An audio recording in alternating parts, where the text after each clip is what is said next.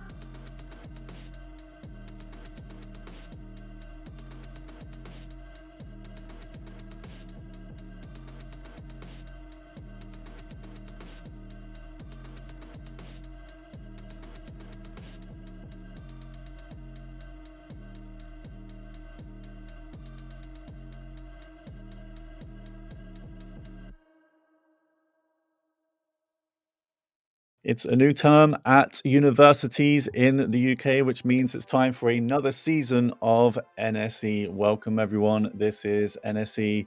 I think it's the spring season for UK Splatoon, presented by Dapple Productions on Twitch. I am Conroe, and I am here with Pat once again. A lot of times last season as well. Welcome in, Pat. How are you doing?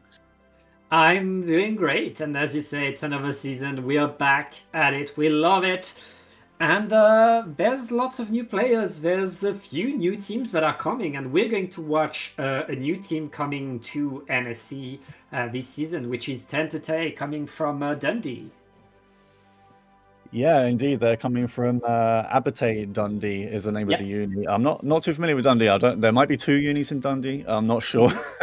Yeah, Abate Dundee, and they're facing their very first game of NSE is against QM Aura Farm, who were here, I believe, last season. I think they missed out on Division 1 at least in the Swiss stage. But yeah, this is going to be the first match of the season. If anyone is new to NSE who is watching this, it's the same format as before. So it's 3 weeks of a Swiss format, and it's on every Monday, and the teams all play 3 matches. So by the end of the Swiss stage, they would have played 9 matches. Teams can miss a week. They don't have to play every single week, but of course it is a lot of games you're missing out on if you don't play 1 week. And after the Swiss stage, there is a top cut of 8 teams, and the next 8 teams go to Division 2. The top 8 teams will play in Division 1, and it's a double elimination bracket until we get a winner. And there is money on the line in these NSE tournaments. £200 to the winning team to share, 100 for the runners-up. I think there's something for third. I think it's like £25 or something. But yeah, so exciting competition. You know, there is something on the line for all of these uni students here. Yeah, for sure, Conroe. A lot of the line, but for now, it's time to start. The grand finals is far from now. Right now, these teams are coming freshly to the season. Even the returning team, you know, we have new students that come in, that adapt, that integrate with the teams. So it's time to de-rust, it's time to test things. The patch is still brand new, so maybe it's time to adapt a bit the weapons for a few players. And we'll see how these two teams are going to do.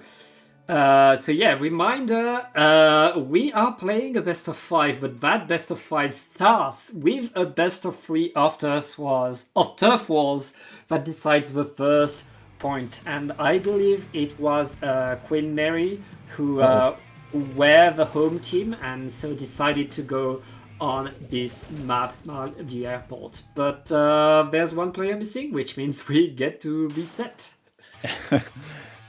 Yeah, I don't think we're going to be playing this first game. Someone sadly wasn't able to get into the room, so I'm assuming someone is going to reset the room so we can carry on. I should point out as well, in NSE, you do get a mix of kind of competitive and casual players in this, you know, because there are a lot of competitive players in the UK, of course. A lot of them are at uni, so they will join this.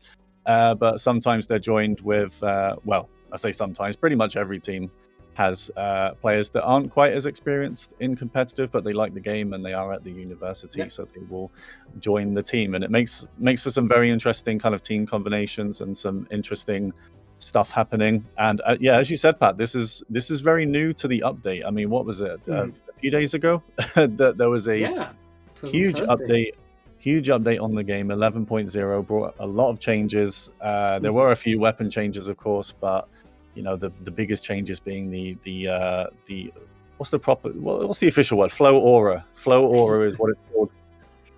Yeah, Aura State, Flow Aura, Flow State, whatever you want to call it. Most people just call it aura farming, I feel like, at the moment.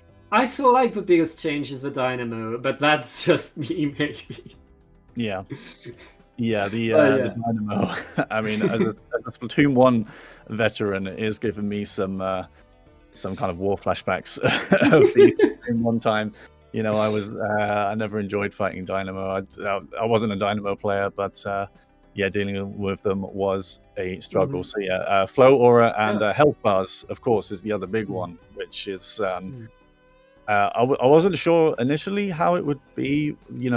A health bar in Splatoon is like such a strange concept. Would it look good Yeah, on the UI? But I'm such a big fan of it now, honestly. Like the health bar it's disappears, and it helps me a lot as a weapon that can mm, do 70 damage. I'm a mm, slosher player. I see it, anyone with a little bit of bar, and I'm like, I mm. get them, hit them. It means you have to think less about the fights. And Mm. there's so much you need to think about in this game. Having a little bit less of calculations to do. You don't need to count your shots anymore. You don't need to think when are they healing. Like you can see it instantly. And it makes things faster. And I've been told by a few comp players that it makes coordination so much more easier because you don't need to say there's only one shot left. You just say the name of the opponent and everybody says, oh, that's how much amount of health they have left. But let's get in the game, Conroe. Time for some turf wars. Yeah, we are getting into the best of 3 turf war little mini set to decide game 1 of the entire set here. And we've sadly lost the player already, just falling off the map at the start there. But this is turf war. It doesn't really matter. You've got plenty of time to get back in and paint this map. We have an Eater on one side and a Snipe Writer, otherwise known as a pencil, on the other, which of course is a very meta kind of backline. It has caller and it can paint a whole lot and get callers out very quickly, as they just have done. Yeah, Tentative playing very much weapons we expect to see, especially for turf wars. This is the kind of comp that has been tried and tested for a turf wars tournament. But right there, QM going in, activating the aura right forward. They're going to be forced off of the platform, but look at all of that blue and a reef slider. Yeah, nice reef slider coming out there. Tentative struggling at the start of this, and the pro for QM Aura Farm is living up to the team name right now, because they have had this Aura state for quite a while. And they're going to add to it as well. Every splat gets another 10 seconds added on to that Aura state. It does max out at 30, so you can't increase it beyond that, but it will just go back to 30 if you keep letting them get splats. So yeah, the pro having a really fun time right now, Pat. Yeah, the power of estrogen, apparently. That is their player name for this. Yeah. But right now, Tentative able to paint back. They're not able to retake their platform yet, but they're still fighting. We're about to get into the last minute, and remember, Conroe, that last minute decides it all. Usually Tentative still has the opportunity to come back, and look at that. They're repainting around. They're retaking some control, and they're forcing QM to get off their platform. Yeah, QM, I mean, they definitely have control of the map, but they can't quite get past that spin platform, which is very important. That was an unfortunate fight there. The Wizard coming out on top. I think that's Kimmy. They're using that's the captain of QM Aura Farm. Their in-game name right now is Wizard, but that is Kimmy. So if I say Kimmy, you know who I'm referring to. And they have gone up to the plat. They've fallen back down, but time is running out for Tentative. And again, they've lost a player there. I think Roselia on the reflux has to try and get something, but they're not able to. And Pro again is Aura farmed, and there are so many picks coming out, and time is probably already run out at this point for Tentative. They have so much to do. I think only a wipe is going to give them a chance. I don't know how many splats this pro has got. It must be in the double figures, but I mean, QM right there, dancing around. Wizard still around, not getting splatted, getting a splat on the opponent backline before being sent back to spawn. That's game number 1, and I don't think we're going to need the cats to tell us. I mean, we know who won this. Yeah, we did. It is QM Aura Farmers taking game 1 at Marlin Airport. So that is 1-0 to them in the Turf War mini set. Of course, doesn't mean they've got a point on the board in the whole set yet. Tentative could still win the next 2, and they will have the pick of the next map, at least, because every single map in this is counter picks. Even this map would have been chosen by, I think QM Aura Farm chose this one as well. So you know, a bit of advantage if you're kind of the home team. If you're the first team listed in the matchup, you get to pick the first map. And well, a good choice then, I'd say, because they won that one pretty easily. Yeah, I mean, really so them. get control of the fights, go in and look at these moves by the pro. Absolutely. Going in, getting the splat, hiding behind a wall to recharge their ink, and doing that over and over, making sure that they were constantly active, surprising their opponent. And yeah, splat after splat for QM. That is a rough start for Tentative. They need to adapt, they need to match that speed. They want to come back in this Turf Wars best of 3. Yeah, definitely. I don't think there was too much wrong with the comp they were running, to be honest. They do have that pencil, which is always nice to have, whatever mode really, but Turf War especially, it can paint and get those callers out. And they had some pretty effective frontline weapons, good frontline weapons they were using. So, I think it is Turf War. It's very volatile. It can change in a moment. 30 seconds left, you get 2 or 3 picks on the other team. You could probably go on to win the game, So, it's important, I think, in Turf War not to get, well, in any mode really, but not to get too downhearted if it's starting quite badly, because you've always got time until the game is actually over to bring it back. Yeah, as I said, it's important to not panic, to know where to regroup as a team, prepare your specials, prepare the push in. Tentative, each time they're trying to get back onto the map, QM was setting up a trap, stopping them, getting the one splat that would stop them in their track, and being able to really keep that control. Tentative is going to choose the map, though. We're going to go onto Crab Lake Capital, a very different map for game number 2. Yeah, Crab Leg. It's it's a good pick, I think, from Tentative there. It's a little bit harder to I guess kind of spawn camp, kind of get into their spawn. They have to go to the I guess if you're attacking the top right and run over those grates, so it's quite dangerous to go for that. QM Aura Farmers did have an E-liter in the last game, so if they bring it here, they might struggle against that, and the E-liter is coming back out. I'm not sure. Oh, they're bringing an E-liter as well. Okay, so they've got rid of the pencil. No callers at all, is there? No callers? Is it the Dapple? No, it's the reslider Dapple. No, wow, no callers, Pat. No callers in a Splatoon game. You love to see it. We are relying on the aura for the buffs.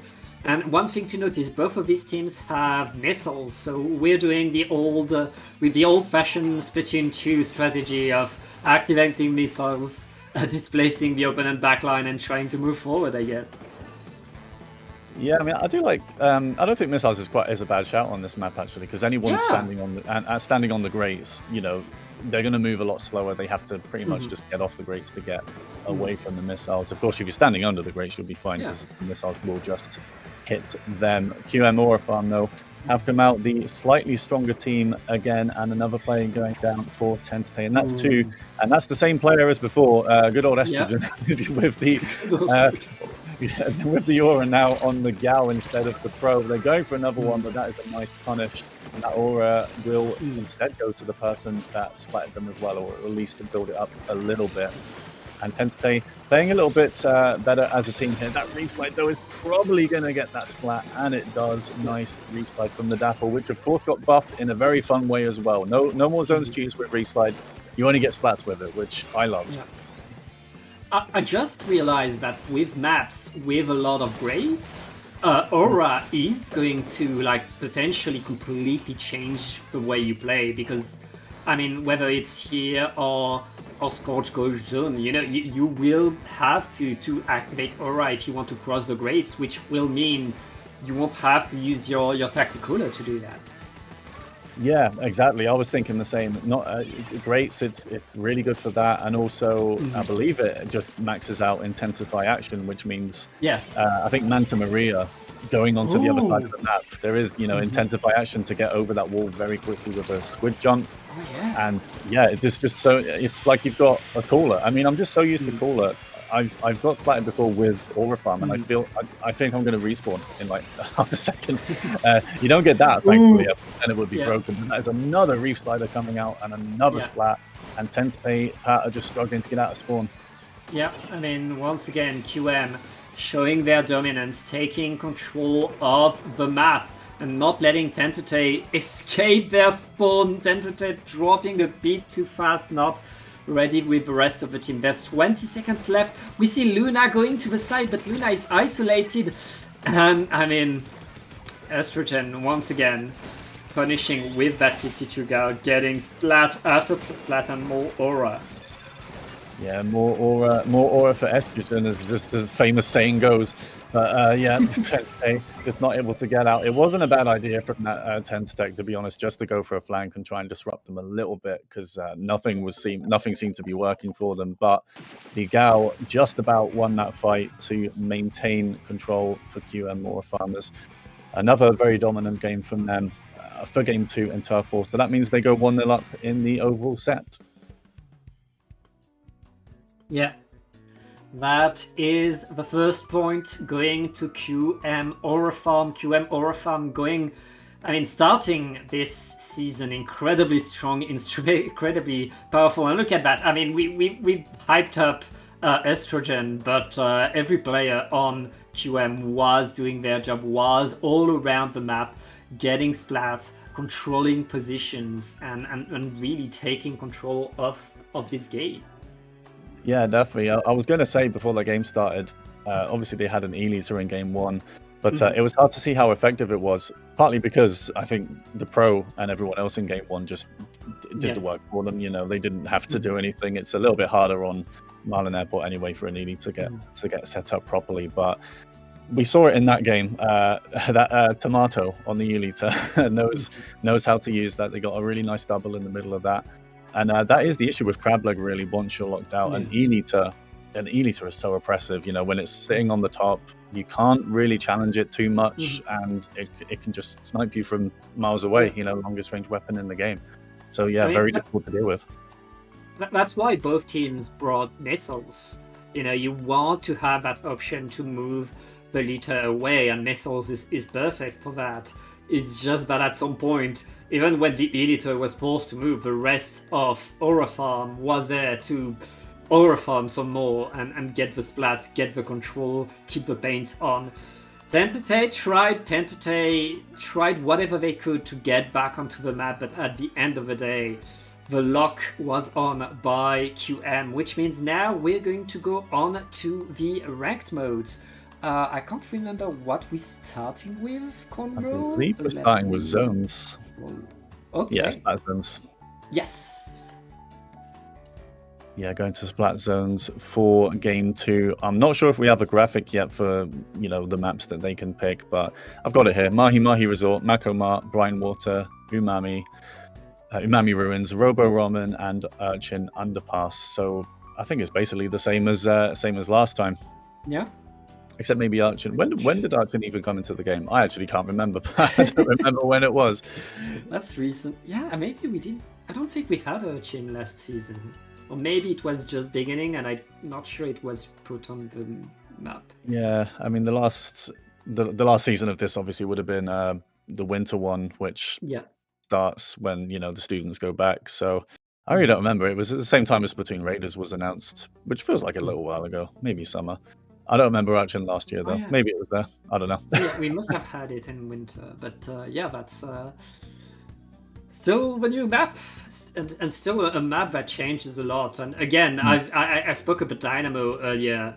A good Dynamo on Urchin is incredibly dangerous. And I mean, a good Dynamo on any map at this point of the game is getting dangerous, but these maps that like short range, that like fighting, that like ledges, and you know something about that, Conroe. The Dynamo is the new king now. I'm sorry for your Tri-Slosher. It is, yeah, Tri-Slosher especially. Slosher's a little bit better for it because Slosher has this. Struggling against Dynamo. Yeah, bring two. Get yourself a junior player and just throw those at the Dynamo. We can all beat the Dynamo. The Dynamo doesn't have to be meta. It's okay. I don't hate it that much. But yeah, splat bombs against. I mean, as good as the Dynamo is, it's at least going to make people think about their comps a little bit more. You know, maybe some weapons that we don't see as much, like, you know, double bomb junior, and. Reef Slider with its buffs. Dynamo doesn't really get out of the way of Reef Slider, you know. Yeah. There's counters. Like we have Like at this point of the game, this is the time to experiment and try things because we don't know what's gonna come out on top in a few months. Right now, everybody's still trying things, learning things, and you have to learn the new changes. You have to learn to find the counters to the new things that are happening, and we'll see what happens when the dust settles. Yeah, yeah, definitely we will. And you know, we're talking about the Dynamo. Neither of these two teams have brought one out at least. So whether they will, I'm not sure. Have we got a map yet? I don't Nope. think we have. I think they chose Hagglefish, but of course Hagglefish is not in there this season, so they have to choose another one. I think we are still waiting for the pick, but so, I mean, we could talk a bit more about NSE this season coming back and some of the other Yeah. teams that are kind of back from last season. I believe I cast grand finals with you, Pat. We do have those two teams back again, of course. Of course. Anarchists, and one of the 500 Portsmouth teams that are playing. Portsmouth Paladins, I think, is their kind of Yeah. number one team. And yeah, the Paladins I think, were on top for most of the season, but in the grand final, Anarchists, I think, won 3-1 or maybe 4-1. I think the Grands is actually best of 7, not 5. So yeah, and Anarchists are back, and I think it's the same roster. So they'll probably be favourites going into this one, I'd imagine. But yeah, another interesting season. Tentacle Nuke Inkbound here as well. Yeah. And coached and captained and played for by Jason. Jason's kind of the most prominent player on that team, but they have a few good players, Tentacle Nuke Inkbound, so we're bound to see them perform well again this season as well. Oh yeah. Oh, we have a map. There you go. We do. Oh, we have a map. It's going to be Umami Runes for this first game of the ranked modes. It was chosen by Tentate to try to fight here. And let's get right in the game, Gunro. Yeah, we're going to get straight into this one. Zones, Umami Ruins has 2 zones at least, so it can be tougher to cap both. Look at this double backline comp coming out from QM Aura Farm. I love that. It's Custom Jet Squelcher and Eliter, and a much more aggressive comp coming out from Tentate. Scott Corp sticking on the sword, but they're switching to the Stamper instead of the decav. So it's a bit more range on that, and it's a little bit faster at least. So hopefully that does some good for them. Estrogen, again, is just going to rush in with that Gal and get a splat. And they're looking for more, Pat. I mean, that Gal is dangerous. That Gal can do so much, and you have to pay attention to it right now. Tentate, I mean, we've seen the forced out, forced away from spawn right there. Scorch able to get a splat, but not able to get the crab, as we see Wizard still securing the space for the rest of the team. And I mean, QM have so much range between the Jet and the Lita. It's so rough for Tentate. It is, yeah. They have a lot of control. The Whale comes out and gets a splat as well, and that is another wipeout.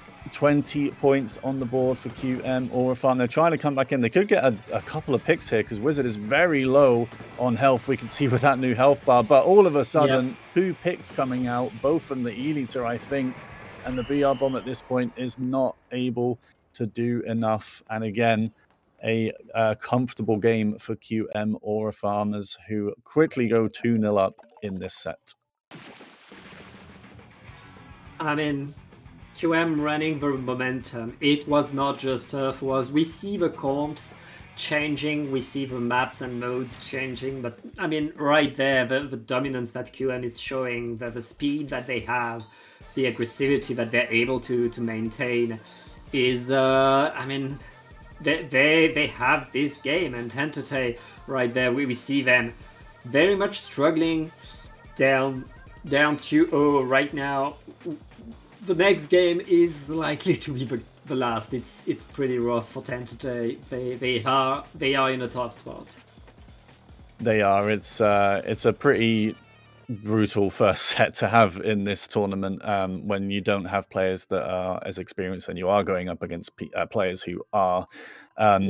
it is the good thing about kind of the Swiss format, especially for a tournament Yeah. like this, when you do have players all across the Yeah. the board of competitive. So even if this one is a struggle for them, as they move on through the tournament, they should get closer games that are Yeah. probably more like fun for them as well. Mhm. But it's just a learning experience and a bit of a teething experience in Swiss to go up against a team like this in round one. Yeah. We wanted to show the newcomers to the league. Well, welcome. we sorry about that, but yeah, sometimes that's going to happen. That's going to be part of competitive. Sometimes you have to face someone that is stronger than you, and that's also part of being a team. That's part of the team building, learning to go through that together. And one more game to go for QM 10 today. Still fighting, still have a shot. It's not over, Conroe, as we are going on to Rainmaker. Yeah, Rainmaker is game 3, and as you said, it's not over yet. I mean, I think one of the early lessons of comp really is always just at least believe you can do it. Yeah. Even if you absolutely know the odds are against you, you might as well you just got to believe sometimes, But we are going into Rainmaker is game 3. I think they've chosen Hagglefish for Rainmaker, except that is not a Rainmaker map. So they can't pick Hagglefish. Everyone just wants to pick. They don't care what mode it is. Hagglefish is banned. They're going to pick it anyway. But okay, I mean the Rainmaker maps here. Oh, we do actually have them on screen. I've realized Scorch, Yes. Undertow, Museum, Sturgeon, Manta, and Humpback Pump Tracks. So yeah, it is on Tentate as again to pick the map as they have done the last 2 times. Are they going to pick something slightly offbeat, maybe a bit less traditional, to try and do something to disrupt QM Aura farms? I mean, I'm a bucket player, so I'm always going to suggest Humpback as a different. It is a different map. I mean, you can bring 2 buckets there and it works great, but they haven't brought a bucket at all. No one has in this set. So, if anyone wants to change their weapon completely and going into game 3. We haven't seen a bucket, and we saw in Turf Wars QM have a fling that, so I'm not sure they want to go to a map that is good for slushers and rollers. Maybe the opposite. But at this point, Conroe, Tentate needs to go to a map where they're going to be comfortable, a map where they know what they can do, where they have a well-defined plan. And like when you're down 2 games, you want to go for comfort, Yeah, definitely. And whether they have like a good game plan for any of these coming out, not sure. I mean, it is Rainmaker, so I think QM Aura Farm's playstyle of pretty much, well, as their name says, aura farming, just getting the splats and playing extremely fast. Probably, this mode is probably going to benefit them for that as well. And I mean, that is just the other overwhelming thing about aura farm. It's dealing with a player that has cooler effects, so they're probably going to overheat and just rush at you, especially if they have a weapon like 52 Gal or Pro. And I mean, if you punish them, you'll get that aura back, but it can be quite surprising, especially if you're not used to it, just how fast it can be. Yeah, very, very strong moves, and it looks like we are going to go on to Undertow Spillway, Conroe, for what is match point for QM Aura Farm. Yeah, QM Aura Farm with essentially 3 chances now to win this set. So let's see if they can do it at the first attempt. We're going to Rainmaker Undertow Spillway, which is it can be quite a difficult map to push on with Rainmaker. You've only really got the left way. I mean, you can take it right, but you're probably not going to get very far if anyone on the other team has spawned at all. So yeah, you'll see most teams kind of going towards the far left corner and setting up there to try and get a bigger push going. You tend to only see teams take it right just to get that first checkpoint if they want to get the checkpoint. Don't underestimate right side. I've seen so many teams underestimate right side and pay the price. Yes, left is better. Nobody's denying that. Like, of course, left is the better path.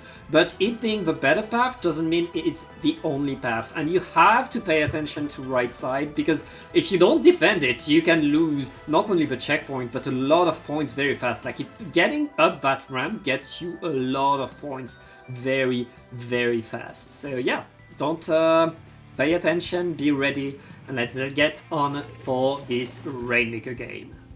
Definitely pay attention to the other side as well. It can catch you out, and as you say, you do get fast points if you are able to go that way. QM, Aura Farm, bring in the Dapples and the 52 gal again. We see Range Blaster now from Sammy as well. Scott Core going back to the decav with Bubble and Production Bomb, unfortunately being taken out by the Rainmaker Burst, which means Luna is now a little bit alone on that side for Tentate, and they go down as well. And Roselia's not quite close enough with the edit to get the splat from the rain, and they do get punished as well. And I mean, already QM Aura Farm have set up this check, and they might be cleared to go further. Oh no. Yeah, with that pop getting the splat on the decavitator, it's just open pathway for QM Aura Farm. They keep getting the splat, it's a wipeout, and that's round number 1. QM Aura Farm starting this season very, very strongly. Yeah, that should be a pretty good confidence boost for QM Aura Farm. I mean, it's always nice to get nice to have a comfortable round 1 match, and they get it done 3-0. And yeah, we can basically say the same thing as we did after game 2 regarding Tentate's introduction to this tournament, potentially the player's introduction to competitive as well. It's just what happens sometimes. You know, you go up against people that are experienced. It is a very rough first match to have in a Swiss bracket. You know, some teams will just get unlucky and play the play the strongest team straight away. You know, someone has to. But hopefully in the rounds to follow, they'll get a bit more experience, and the matches will be a little bit closer for them. So hopefully they're not too downhearted by this, because it happens to all of us. It happened to me when I started comp as well. Oh yeah, it happened to me. It still happens to me whenever I pick up the controller, to be honest. Yeah, that's also why we play. You know, we want to laugh and we want to cry sometimes, as long as we do it with our teammates, as long as we get to have some fun together. And yeah, that's round number 1. We're going to take a short break. We will be back with Solent Cardinals. Their opponent is not decided yet, but yeah, we're gonna take a break and we'll be right back.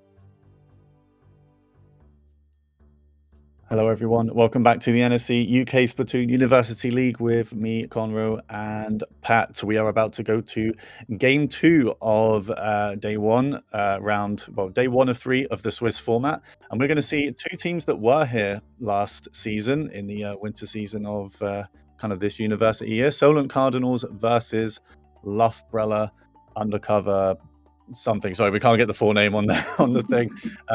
Loughbrella something. And yeah, these two teams actually did fight each other last season in the Swiss stage, and it was one of the closer games, Pat. It was 3-1, and I think it actually ended on a DC. I actually remember someone from Loughbrella sadly DC'd for game 4, so it was a bit of an unfortunate end, but it had been a close game till then, so hopefully we see the same now. Yeah, everything's possible. Of course, the Solent Cardinals, we've seen them go far into Division 1 last season, so there's a lot of pressure on them, but Loughbrella, as you said, they're the kind of teams that can bring the fight to them. They're the kind of teams that can answer the call, and of course, because it's NSE Conroe, we're going to start with a best of 3 of Turf Wars to decide the first point. And the first map, I believe, has been chosen by the Solent Cardinals. It's going to be Barnacle and Dime. Okay. I don't know if someone's done this as a reference or not, because this is where the DC happened. It was definitely Barnacle. I can't quite remember what mode. I think it was either Zones or Clan Blitz. It was one of the two where it ended in for Loughbrella Undercover Agents. Okay. And we're going there again. I don't think beef lasts that long, so I think it's a coincidence. I hope it's a coincidence. Otherwise, that's crazy beef. I can't imagine it's any personal beef. It would be quite funny, but yeah, we're going into Turf War. So last season, by the way, Loughbrella finished 5th. Solent Cardinals finished 4th. So like these were two of the better teams from last season. So we should be in for an interesting game here. We do finally see the Dynamo coming out as well from Solent Cardinals. Someone has picked it. One player down on each team. Halo on the pro as well, which Wither with a double with that buff green slider. I mean, Wither is one of the most chaotic players you will see. They are frontline with the Dapples. They will be running around with that thing, dodge rolling in the other player's face and resliding as much as possible. And it is very difficult for the other team to deal with. Yeah, these blue Dapples, the fighting power of the Reslider got buffed, and these blue Dapples, they are stronger than ever right now with all the buffs that was done onto short-range weapons and on their specials. They are even more dangerous. Right now, Loughbrella are able to get back onto the map to push back the Solent Cardinals, but they still need to fight for mid, especially with Wither behind them. Never mind. Now that they've gotten rid of Wither, it's time to turn their sights onto mid. Yeah, nice backing up from Halo as well. They were on the upper ledge, but which did get a little bit of buff from Reef Slider that it works as it was supposed to. But Halo was far back enough, and the teammate did well to come and help Halo clear up on Wither, and they are starting to gain a little bit of ground now. Halo with a nice pick, the BR bomb coming out from, I believe that is Yoshel on the Stamper. They go by Star Yoshi for this, but I think that's Yoshel on the Stamper. Fighting Halo now in their team's alley. Halo able to back up for the missiles, wisely backing up. If you're close to special, might as well back up and get the special and use it and go back in. Dynamo so oppressive. I mean, they're not able to get any ground, but the Dynamo is going to keep them back at least. Almost getting a pick on that player, trying to just able to get away. It's very close, Pat, with a minute left. That minute started pretty well for the Cardinals right there, getting the splats, getting the control, and Loughbrella is once again pushed back into their spawn, forced to wait, forced to prepare a push together. They managed to splat the Dynamo. That is so important for them, but now they need to take the space. They need to go in, and trapped by the Brush. The Brush just waiting for the Zap to get close enough to them for that pick. The pick's now going to be important. It's 3v3. Who is going to take the initiative in this one? The BR bomb coming out, and Wither following it in for a nice team play as well. Ghostly trying to do something on the Junior just to keep the game going. Nice pick on the Ultra Stand before they can get it going. Halo and Wither trying to do something for Loughbrella mid. It's going to be very close. The final fight that Yoshel wins. The Reef Slide from Wither coming out just to paint Loughbrella's side a little bit more. I mean, it looks like Solon, but it's very close. Very close indeed. Only 50 points of painting between these two teams, but Loughbrella able to get the final push, able to get the final drop of ink on the ground, will take game number 1 of Turf Wars. They will 3% in it. We said at the start of this, these two teams played a very close set last season. They finished 4th and 5th last season, and hopefully this game is a sign of things to come for this set. Very close. Couldn't really decide who was going to win all the way to the end of that. Withers Reef Slide after the whistle, almost painting enough for Solent Cardinals to overturn it, but not quite. And despite a really good kind of triple from the team play there as well, Solent Cardinals just gave up that ground a little bit too close to the end. Loughbrella able to recover and come back in, and they will go 1-0 up in the Turf War mini set. Yeah, and we really see two very different strategies from these two teams. We see the Cardinals between the Brush and the Dapples. They like to take risks. They like to go in.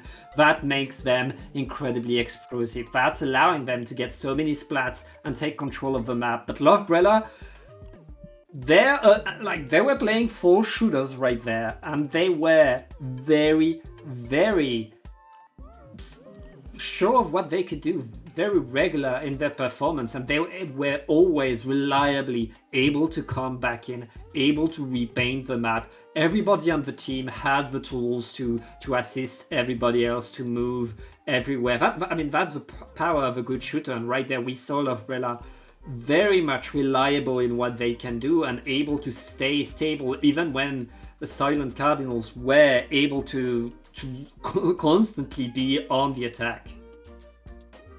Yeah, exactly. And they did a good job of kind of regrouping Loughbrella when it did get tough for them, when they do go 3 down. They know when to just kind of be patient. They have 2 players with a splat bomb. The junior, not the custom junior that has Torp, of course, but the auto shot and the pro both use it. And I saw a lot of splat bombs coming out. They possibly know, that the other team has a Dynamo, and a Dynamo is weak to splat bombs. So just bring it up. There's a good thing about Dynamo being more meta. I can hold these up and be like, guys, bring these. They'll hate it. But yeah, 1-0 to Loughbrella, or advantage Loughbrella in the Turf War mini set. And we are going to go to Urchin Underpass. It was pointed out before that Urchin wasn't quite here for last season of NSE either, so this is going to be kind of new. We're going to see maybe some zones. It is also a Turf War map as well, and Solent Cardinals have picked it, and they do have a Dynamo pack, so I guess that makes sense. It's the perfect map for the way the Cardinals like to play. They like to go in, they like their short range fighting and a Dynamo to help behind. This is the map to do that. This is the map for the Cardinals' strategy, and Loughbrella, we saw them be solid. They're going to need to be even more solid, or maybe a bit more aggro, if they want to counter what Solent Cardinals are doing. But we see both teams kind of bringing the same team, except we see a mini instead of the Brush. Yeah, we do, and I think Yoshel has gone to the decav rather than the VR bomb stamper they were using before, which I like that pick here. It's a little bit more awkward on this map. Stamper decav just a bit easier to kind of just throw yourself at people with that lunge it has. Loughbrella, okay, well there you go, a bomb pick on the Dynamo, and then they punish Wither as well. That is a huge double from the pro, just painting up. Pro doesn't quite paint as well as a lot of the other weapons, so even in Turf War we're just going to see it going for picks a lot of the time and farming those missiles. Or a nice pick there again from Solent Cardinals. I think this is Wither on the Dapples trying to get a second one, and they get it. Wither nicely recovering after getting taken out in the play before, but suddenly it's 3 down again for Loughbrella. Cardinals able to take control of the mid, but Loughbrella already pushing back in, following your advice, throwing the splat bombs forward to force their opponent to dance a little bit. and allowing Lovebrella to get their way back forward. Now that they activate the missiles, we've seen these missiles be so dangerous. Halo right there. Oh, big move, but the suction.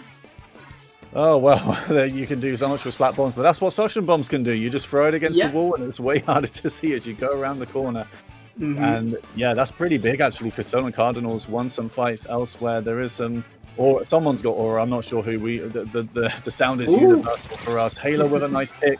They were up, but now Withers auraed as well, I think, so they're just going to hold ground, maybe go for some picks. Ghostly trying to come down the side. Is Wither going to get this splat? Oh, just about on Ghostly, and that's really important for Stolen Cardinals to maintain mid here. And Wither's going to get another one. Wither is on fire. Their aura, they are ready to go, Pat. They're looking for more. Yep. Right there, we see Wither in the right position to be to the side, to be annoying. Is going to regroup with the team as Lovebrella is preparing their push forward. All of Lovebrella is clumped in the same spot at the start of this last minute convo.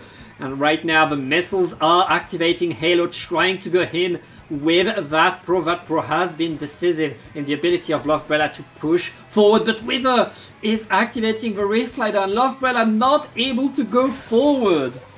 Oh, it's a wipeout. What a Reef Slider that was. It only got a pick, but they used it, exploded, and we saw all 4 health bars for the Lovebrella players. They all got hit by it, and Stolen Cardinals all followed up. They would have all seen those health bars light up, so no doubt they all saw that and went in from that. Lovebrella, they were in a similar position to the last game at 40 seconds, but Stolen Cardinals this time have done a great job of clearing up. Some picks coming out at the end.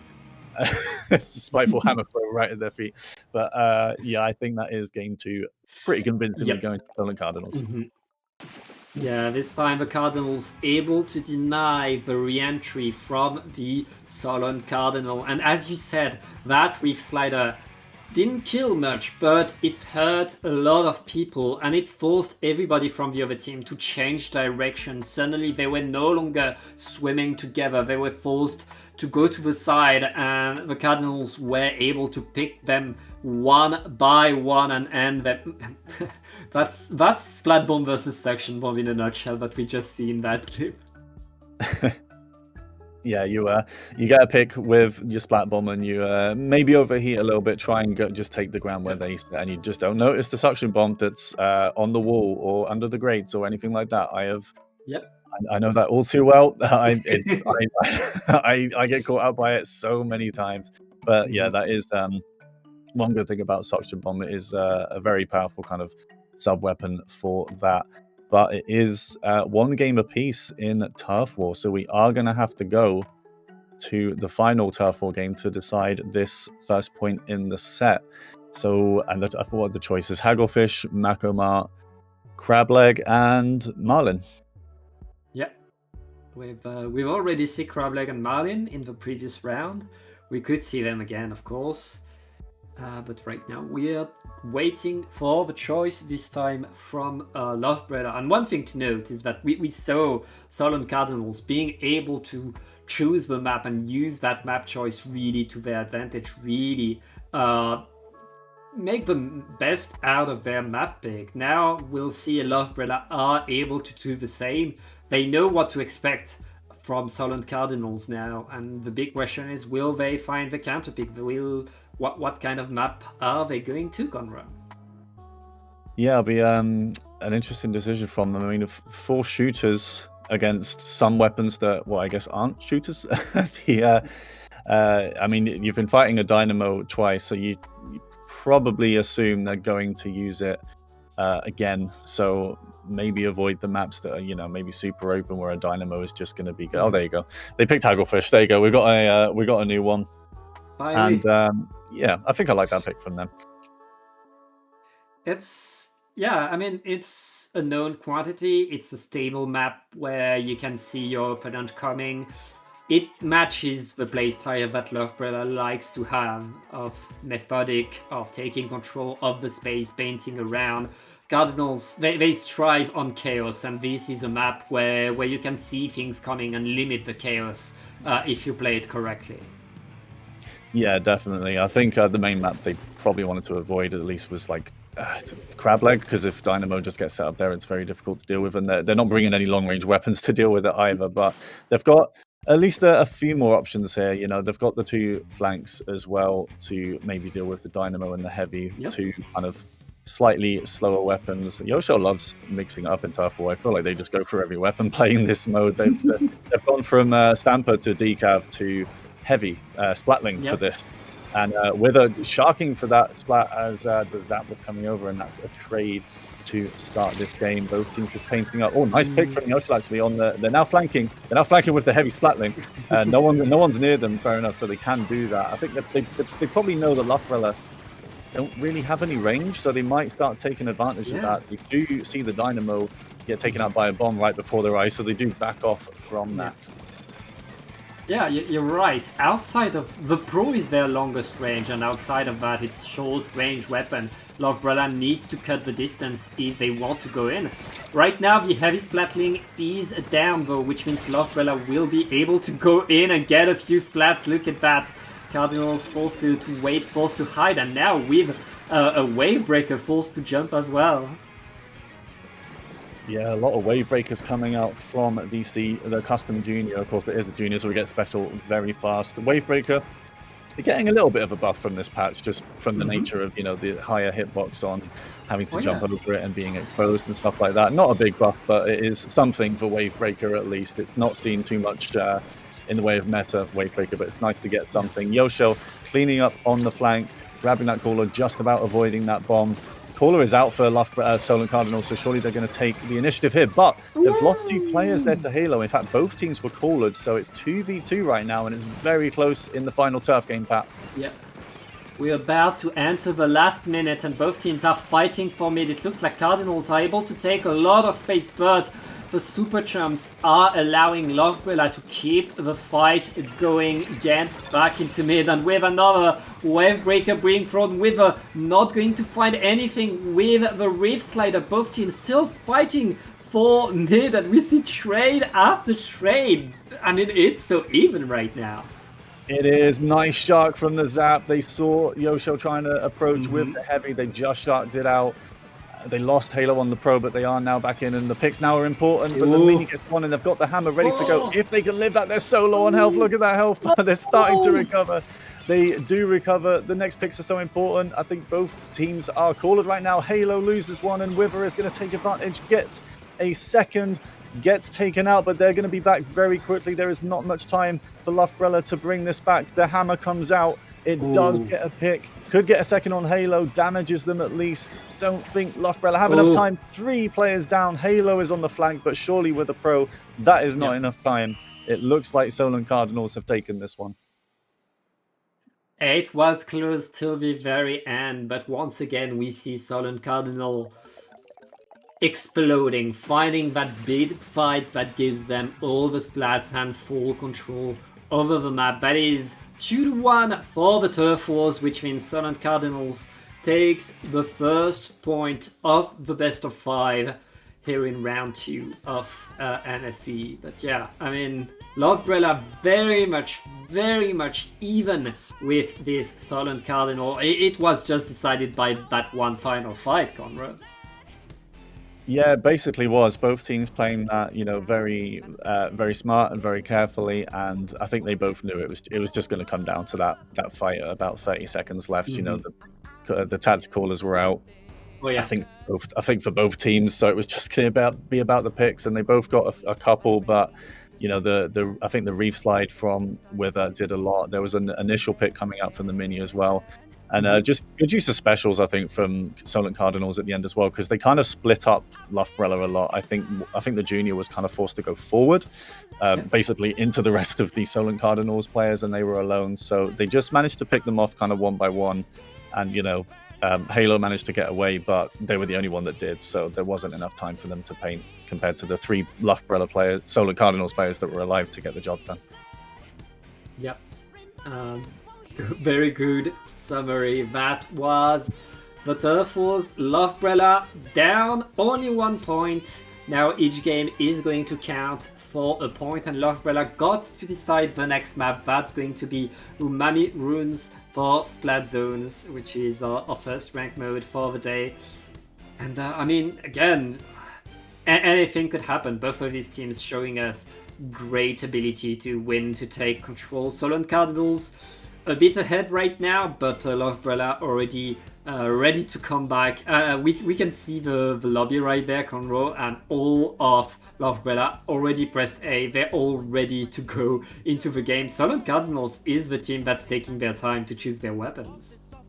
Yeah, I think that's how it was in Turf War. I think. I mean, Lovebrella, I don't think they changed at all. I think it was like it, kind of last season as well. I think they just know the weapons they play. They know how they're going to do it, and they don't have a backline. They don't have anything that isn't a shooter. So they're just going to kind of play around that and try and play to their advantage. And it almost worked for that game for Turf War. So they're going to try and keep it going into the ranked modes. And yeah, it's always interesting to see what Solent Cardinals play, because I feel like they just never used to save it. We are seeing a slosher now. Is that Yosha? Yeah. Slosher. They're just going for all the weapons. They like to play random weapon or something. I mean, it's always something that makes sense, so I guess it's not random weapon, but they are showing us their range, if I dare say. On the side of Lovebrella, there's a bit of changes as well. We see a heavy edit Splatling, Julies that have a crab tank, and of course the custom range blaster. That's also a great fighting option. Lovebrella trying to switch things up, trying to adapt to their opponent right there, but it's Cardinals holding the zones and punishing the way forward. River once again getting more splats. You just have to always keep in mind that team on Wither has a reef-slide, and they're normally so fast to use it as well, so you don't have much time to think, okay, they've got reef-slide, it's coming, I mean, that is something you can do with reef-slide for sure. The other team can foresee when you have your special ready, but if you use it straight away, then they're not going to have any time to react. This is a very strong start for Solent Cardinals, though, and 2 down again, and I think they're going to lose more here. It is a wipeout. And the 30-point mark is passed for Solent Cardinals. They only have one chance here. Pat Lovebrella have to group up and do something. No time left. Lovebrella needs to use their specials now. They need to run and paint at least one of these zones if they want to stop the clock from ticking. They need to go in, but Solent Cardinals says no. It's a massacre, and Lovebrella is going to lose this game as well. Conroe, at some point, Lovebrella were able to push in, and they activated the Kraken to create some space for themselves, but Yosha recognized that and threw the strikes to completely isolate that Kraken from the rest of the team. So the Kraken was dancing alone, being tamed by the rest of the Cardinals, and the rest of Lovebrella was not able to get to the zone. Yeah, pretty much. I mean, it was just a really good game from Solent Cardinals with a 100-0. And yeah, they did do a really good job of kind of isolating the Kraken, because, when a Kraken is by itself, it gets way less scary, if you like, when they don't have the teammates with them. Yeah. Really good, effective reef slides again. And Yosha was, of course, pretty good on that slosher. We saw them attacking with it and at least getting a pick, I think, every time before going down. Lovebrella, I mean, they did switch up the comp. I feel like they went to a more kind of conventional, competitive, what you'd see in comp, but it didn't work out too well for them. I think that was like probably their worst game so far in this set, at least. Yeah, do they change it? Do they kind of go back to what they had for Rainmaker, or do they kind of keep this going with a conventional meta comp or competitive comp at least? I mean, in the Turf Wars, it felt like both of these teams were very close, were answering each other and be able to really take turns on top of the map. But what we saw here is kind of what was hinted at during the Turf Wars, is that Solent Cardinals kind of have the initiative. They're the ones that are getting the better opening. They're the ones that are getting the fights. And Lovebrella, during the Turf Wars, was playing catch up. And in Splat Zones, they didn't manage to play that catch up. And you don't have 3 minutes. You can't wait. You know you have to go in before the zone is over to avoid the KO. Right there, we really saw Solid Cardinals able to keep the control when they wanted to. Going into this match point for them, it's going to be a bit rough for Lovebrella, but Lovebrella are sticking to their guns. That's again the heavy edit and the custom range blaster that we saw in the previous game. Yeah, they're sticking with that, but importantly, Halo has gone back to the Pro, which I think is a good shout. Just that they probably didn't like how the dualies went for them in that game. So Yoshel goes down early. They're also on the Pro. Again, it's a different weapon for them. They're just going for some kind of weapon bingo here, I feel like. But Halo is taking position already with Ghostly, who is sticking on the custom range. Spooks that is weak, but they're able to back up. And that Rainmaker shot almost gets something as well.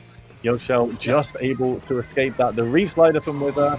Not able to. I thought Halo was right next to that, but I guess not. Halo survived and backs up. I think that's the first reslider from Wither I've seen not get anything. Yeah, all right there. It delayed a bit Lovebrella, and it allowed the rest of the Cardinals to get back in position to retake control over mid. Look at that. Lovebrella had control of the Rainmaker, but they were forced to move away, and now we're back to the start of the game, where both teams are trying to get control and push their way forward. Yeah, and Yoshel with a pick on Pro. Oh, so all of a sudden the specials come out, and Lovebrella are wiped. They are going to go right. Oh, they just about get the check. I didn't think that they were going to get that. Of course, that can be the issue because you respawn and you're right there. But I think sadly, just some shots got missed. So it is the checkpoint for Solent Cardinals. So, you know, they can either just rush it left if they want to, or go right again when they get the next push. But Halo is pushing up, trying to get a couple of picks, and they are forward. If they can get this last one on Wither, who does use the Reef Slide and takes out White Cat, and they do pick it up, but Halo gets the pick. And they have a lot of aura now. I think they must still have 30 seconds on that, so they're going to try and take advantage of it without quite overheating and going down themselves. They're in a fight with the other Pro now, Yoshel versus Halo. Important fight here for Aura. Yoshel is about to win it. Halo is surviving somehow. Who is going to win this? It is Halo, or with the help of Ghostly. The push is, well, technically it's still going. No one's got the Rainmaker, but I mean, it's 2v2 right now. I'm not sure what else happened on the map while we were watching that 3-minute long Pro fight between Yoshel and Halo, but the BR bomb comes out. I mean, Lovebrella, Solent Cardinals have the checkpoint, but of course it's not too bad for Lovebrella. That could have been much worse. It was really only the checkpoint and not much else. Right there, the Rainmaker is stopped. I believe it was the missiles, but Lovebrella are able to keep themselves on the map, to keep themselves in position. With the Kraken being deployed on this side, players can follow the Kraken. They're not able to get the checkpoint though. One player from Cardinals going in, getting the splat, and the rest of the team following through are going to get the report. No checkpoint for Lovebrella. Not getting the checkpoint here, Conroe, with 2 minutes left in the game. That's going to cost Lovebrella a lot. It is, and I mean, this is prime Dynamo territory, especially on the right there. If the Dynamo is anywhere near there, you're just going to get splattered because of the spread and the range that it now has. And yeah, I did say only having the checkpoint isn't too bad, but maybe it will be, because it can be so difficult to get the checkpoint here. With going quite close to that Rainmaker bubble, but they're able to get past. Lovebrella are actually 2 players down, so nice pick from Ghostly there, just about avoiding the Dynamo as well. Time running out for Lovebrella. They do need to win 3 games in a row to take this match away from Solent Cardinals. Missiles coming out, the heavy edit just about to avoid it. And yeah, time's running out, Pat. They got to do something soon. Yeah, and that is chip down. That's a lot of players down on Lovebrella. Solent Cardinals are going to re-grab the Rainmaker. That heavy splatling not able to defend right there, and the hammer to go in. Huge hammer getting 2 splats and opening the way. Solent Cardinals with a KO are going to get their victory against Lovebrella. Well, that's suddenly went incredibly one-sided there at the end with that kind of slow wipeout that Solent Cardinals got on Lovebrella. And yeah, the Ultra Stamp was finally kind of ready at a good time for them. A nice double with that as well. And yeah, they just kind of overwhelmed Loughbrella at the end with the specials, and the players that were remaining on Loughbrella weren't able to stop the Rainmaker from getting dunked. And yeah, Yosho picking a different weapon every time.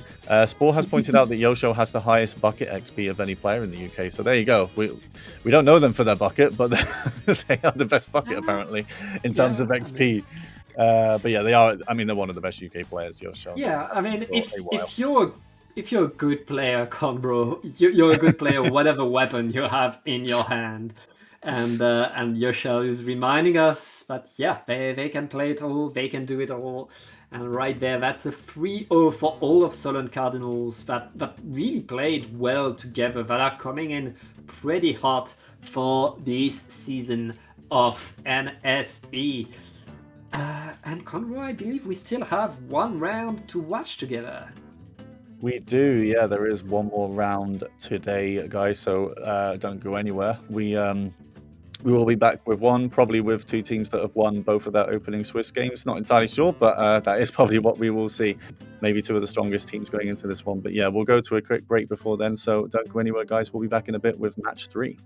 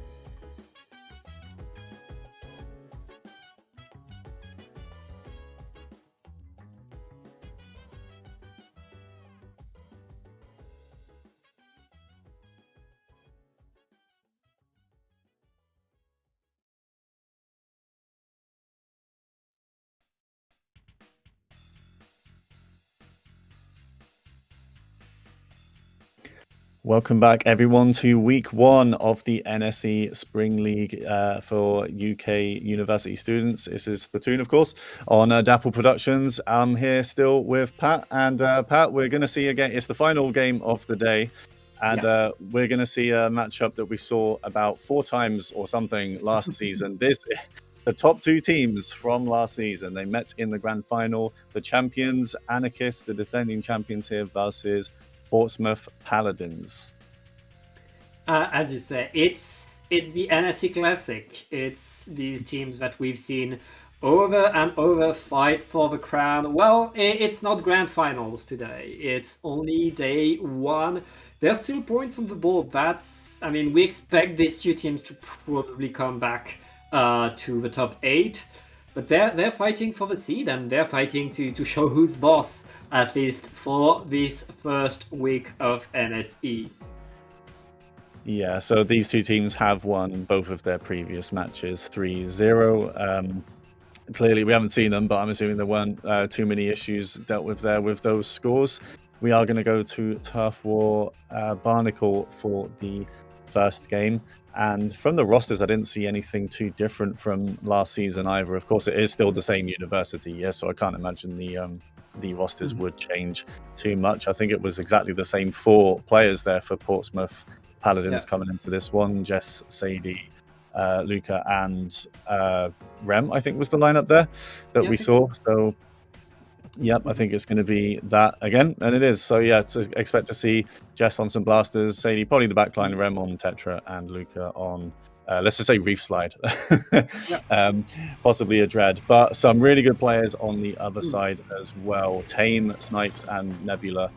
Definitely the scariest ones, but I definitely remember Rhythm from last season as well being quite a threat. Yeah, some different usernames coming out there. Oren, I was referring to them as Luca, but they are Oren in the game, and they are bringing the Dread. And J Blast is on, that is Jess, they are on the Naught, which I think is their preferred pick for Turf War. Yeah. And as the game is starting, we'd like to give a shout out to the University of Portsmouth, who is providing half the teams in NSE. Thank you so much.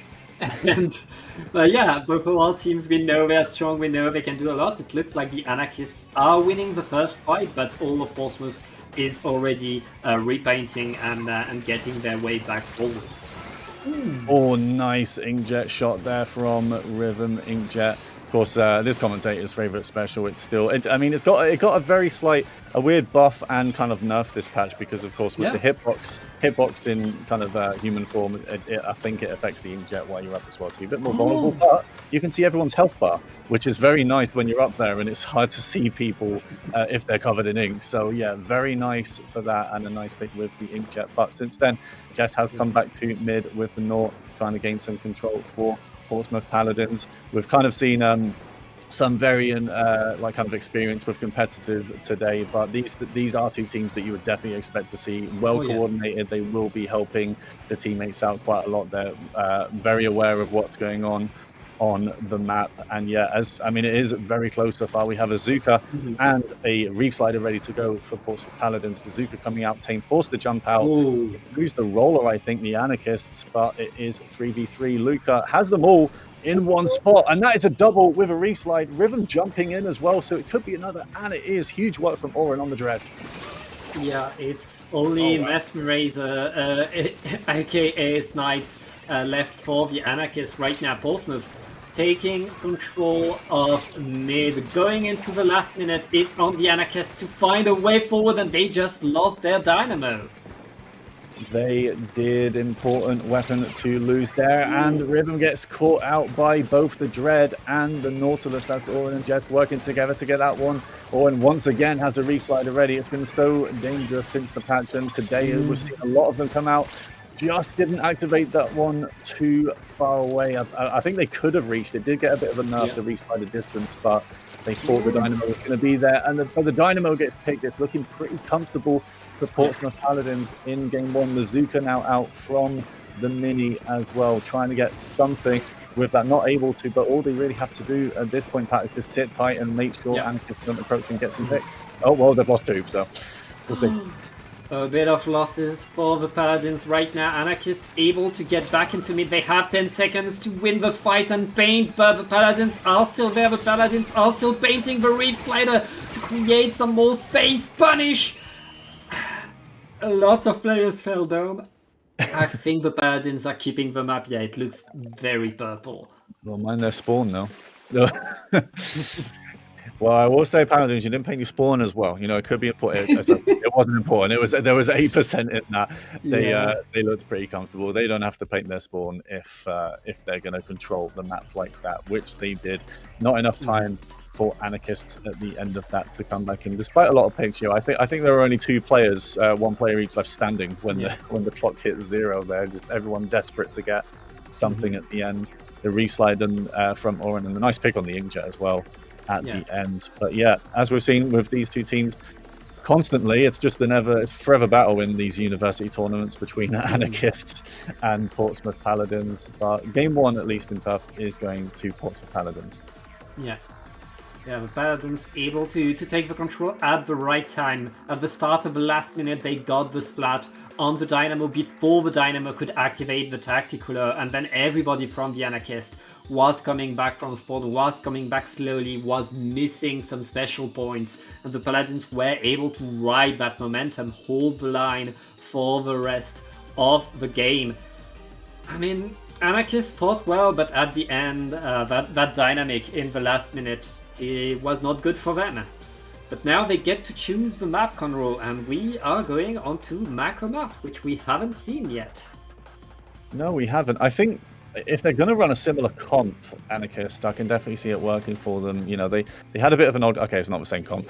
they had a strange comp that game where they didn't have like a frontline kind of shooter weapon. They did have the decav, but there's so much paint coming out from Portsmouth Paladins that it can be quite hard to kind of break through that. You know, you've got the Dread and the Mini and the Paintbrush, which, you know, has a deceptive amount of range as well. It can be very difficult to break through that. So they've switched it up here. Rhythm has gone to the Wiper, which is a bit faster than the decap, move around a bit faster, but 2 players down on Anarchists straight away, and Rhythm is marked, and they're going to get taken out as well. Yeah, big opening by the Paladins right there, and they activate Bazooka to just maintain the pressure, keep the Anarchists away. It's still the first 30 seconds of the game, but right now the Paladins have taken control of the stacks, and the Anarchists are forced to use their resources just to get back into mid, Conroe.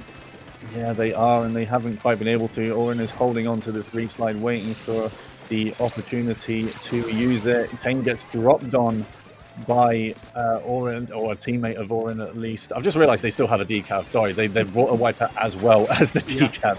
Tane, of course, is still on the decav. They are very strong on that weapon, but they have gone down. I think they're super jumping in quite a lot, and maybe it's not always safe to do so. Decav is quite a decent weapon for jumping in, but you know, so if a team knows how to deal with it, you still can get punished. And Portsmouth Paladins look very comfortable at the moment, Pat. Yeah, comfortable and confident right there. They're taking risks, they're getting some space, but the Anarchists will punish them, get a few splats, and right there, Tame going in with the Decavitator cancels the beacon, and he's able to take control. Now the Paladins are forced away J-Blast. Kind of forced to dance with the Nautilus, able to get into the fight, but kind of stuck behind that pillar, forced to wait for the rest of the team. Anarchists still in a good spot, but 4 players just down. 4 players down, 3 players down. It's just the Mini for Portsmouth Paladins. Local Rat just trying to hold space, but they can't. They are going to go down, and now's a big chance for Anarchists to come back in. The Paintbrush is kind of caught out there, just trying to get something done by themselves, but a nice bubbler from Tame to survive that and make room for their teammates. It's also a jump spot as well, and it is now on the Portsmouth Paladins to get some picks here. The Dynamo pressuring, and they're suddenly 2 down again. Tame doing so much damage here. They get another one, and they are auraed as well. The reef slide, they're gonna. Oh, I thought they were gonna use that pillow to block that, but I guess they just mistimed it. 2 play. Oh, it's a swing. It's a swing with 20 seconds left. That might be enough time, Pat. That might be enough time. Yeah, especially if they can the jumps, but no, the jumps are able to land right there and get some damage. And look at that, Tame and the Hammer are back in action. Anarchists are going to hold the map. Wow. What a final 30 seconds we just watched, Conroe. Oh, I said that might be enough time for Portsmouth Paladins. Anarchists said that might be enough time for us to just jump back in and counter push Yeah. that. I mean, the Dynamo jumped back in first, and they just immediately vertical flicked and got a pick. Tame jumped in and immediately flanked. I don't think they were expecting Tame to get back in that quickly. Wow, that just... It looked like Portsmouth Paladins were going to bring it back, but they just got immediately shut down again by Anarchists. Great recovery, honestly, from them. Yeah, and in that final fight, it was really the duo of Tame and with and Rhythm for with the two swords for the Anarchist, absolutely everywhere, all around the map, taking every fight and sealing the deal right there. I mean, the Anarchists had paint advantage, which we can give you a lot in these fights. And I mean, Tame right here using up so much time in favor of the Anarchist. Paladins able to win the fights, but the jumps were coming back in thanks to the cooler. And yeah, I mean, what an ending, and which means we are now 1-1 tied up for the Turf Wars point.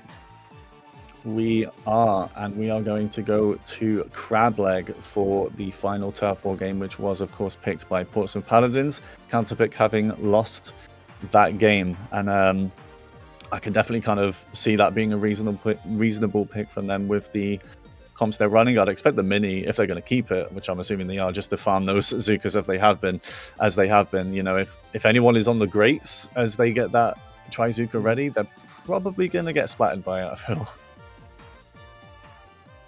I mean, going on this map, do we get to see the charger from Mesmerizer, aka Snipes? No, it's still a bow. I would have expected a charger, and the charger is going to come from the Portsmouth Paladins. Yeah, interesting. I think I definitely favor a charger here over a bow, but it is Snipes, and I feel like they, in the Turf Wars we've seen, I think they prefer bow to charger. I mean, it does paint a lot better. Yeah. And you know, it has... Oh, okay. Okay. Okay. They just got I don't know if that was a bomb or what, but the bucket just got a couple of picks there for Anarchist. The reef slide, though, from Oren again, getting something on the Dynamo. Of course, I mentioned earlier, reef slide on a Dynamo is very good against it. It's just not going to get away if you aim it at them. And I think Oren knows that. So it's a nice little counterplay there. It looked like the way was going to open up with that double, but going in so much. I'd imagine Oren is probably close to another reef slider. Yes, they are. They're getting so many reef sliders on the Dread.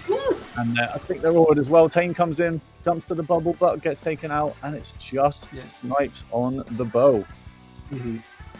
Paladins taking control of the map right there, waiting for the mistake by the Anarchists. The Anarchists are forced to wait now. They know they can't simply drop or peek. Apparently, they are in danger. Paladins very much holding the map, painting everywhere, and there's still a bit of paint to put to the side as Anarchists are dropping a bit too fast. Can they win the fight? Yes, both teams now fighting back for mid. They are. The Anarchists just very gradually getting the picks they needed there. The Dynamo did some good work. They got one pick and got an assist as well. But now it's J-Blast's turn to come back in. And I don't know if that was a triple. They got one, and then suddenly two more players are down as well. That might have been a triple from Jess there. And they're going to take top right again. Oren with the reef slide, just waiting for someone to peek forward. They are going to wisely back off instead of trying to attack Snipes there. J-Blast smash down, get two. The two splashdowns going slightly ahead of where she's standing, so it reaches the plat. She gets two more. She is Aura. She's got so many picks there. There's so back and forth in this game. Just trying to just peek around the plat, trying to get more. Rhythm trying to come back just on the side, on the rail. Are the Anarchists going to be able to come back in again, Pat? I mean, the Anarchists can fight their way back forward, and that's exactly what they're doing right now. 3 down onto the Paladins drone. The last squid with the pencil is going to get a few jumps, but right now the Anarchists have control of the mid. Control, that's a lot of paint put on the ground by them. Going in the last 20 seconds, I mean, this next fight to decide it all once again. It is. They've lost some players, Anarchist. They lost Snipes there. Antane goes down as well. Oran's Reef Slide is ready. Is it going to get anyone? No. They stay alive, though. They're still going to be able to paint. Oran versus Snipes, and Oran wins out. The players going down for Anarchist. Paladins have got some as well. Anarchist 3 down. Has that been enough time for Portsmouth Paladins to take it? Oh, that is a messy map. I'm not sure.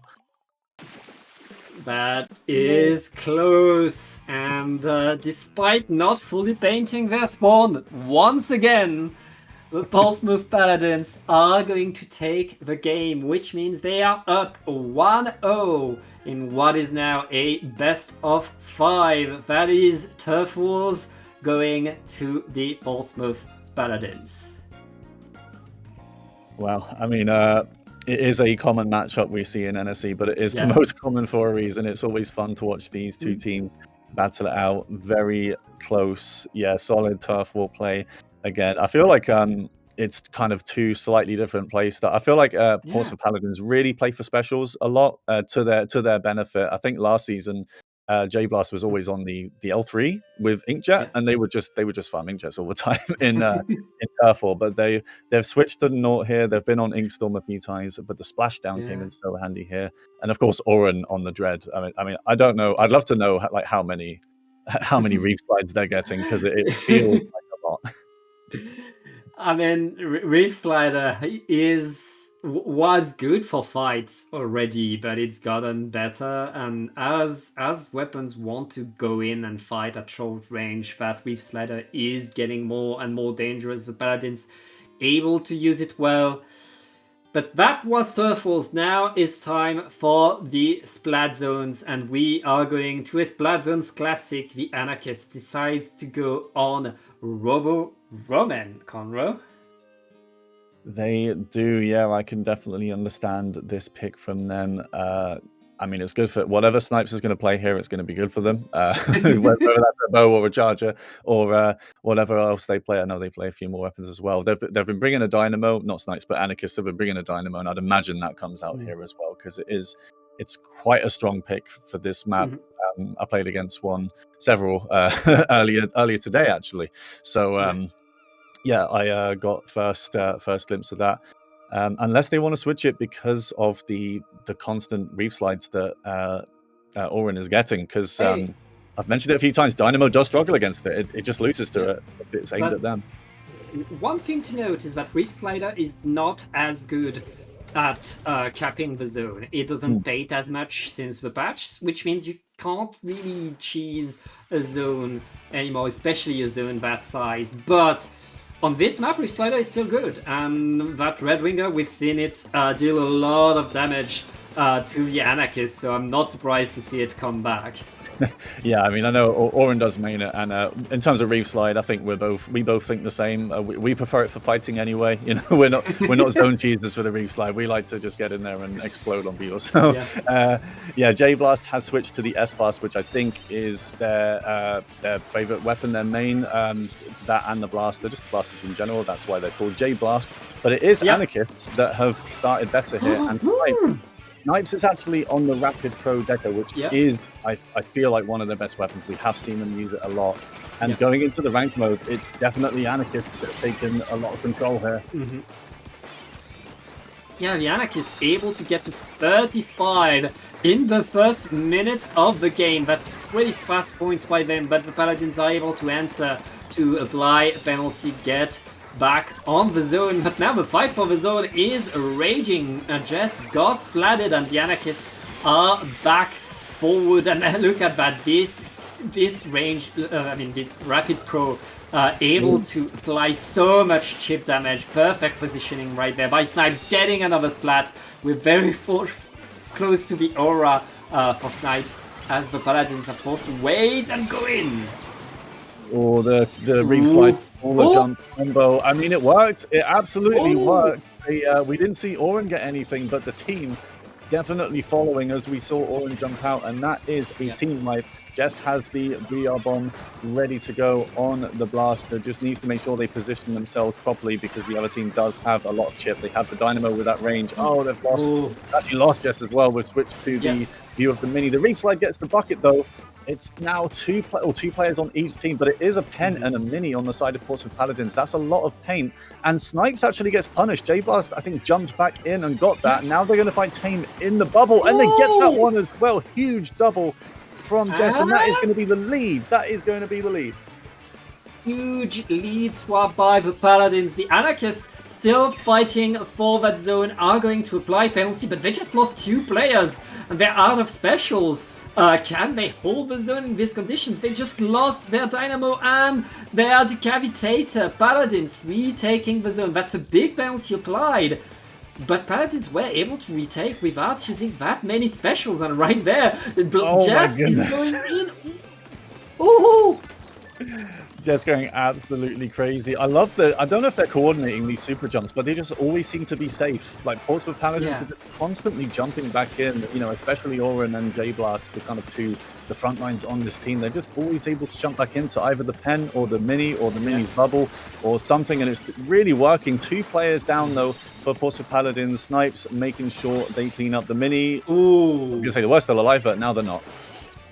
Yeah, that is a big wipeout by the Anarchists. They are behind in point, but right now they're in the right positions to hold the zone for a long time as the Paladins activating Tactical Hug, going in with the Reef Slider. That Reef Slider was away from the zone, not taking much position. They're getting punished for it. The Bubbler is deployed, but it's not enough to deny the lead. Paladins retaking the zone, but now they have a lot of work to do. Ooh. So many picks coming out again. I think Jess finally gets a punish for a super jump thanks to that triple link strike. Nice strike from Riven just to punish the jump. Tries to get a pick on the reef slide. Not quite able to. They are 2 down again, and the Slosher is really going to have to back up here. They are protected at least a little bit from Snipes, trying to get a pick. Paladins in control of the zone, trying to retake this lead. 20 penalty points to go through. Snipes just keeping them from pushing forward. They do have to be careful, as I said before, with so much chip and spread damage that Anarchists do have. They are trying to keep it. Oren is painting with the Dread desperately. The mini is there as well. Ooh. They are so close to the lead. The reef slide comes out, breaks the bubble, takes the zone. Are they going to take lead? They're so close. They are going to take it, and it could be the game. With less than 30 seconds left, and what is a delayed wipe for the Paladins? I mean, it's been so close, but it's still 2-0 for Portsmouth. Oh my goodness, another very close game, but Portsmouth Paladins do take game 2 to make it 2-0 in the set. It looked a little bit shaky for a while, but Anarchists were able to take the zone back and punish some of these super jumps that Paladins were constantly able to get back in. But eventually, I think Paint kind of won out. Oren was able to get the Reef Slider on one more time, and it was very important. I know Reef Slide doesn't cap, but it does good enough for the most part, and they weren't able to pick off Oren before using the Reef Slide.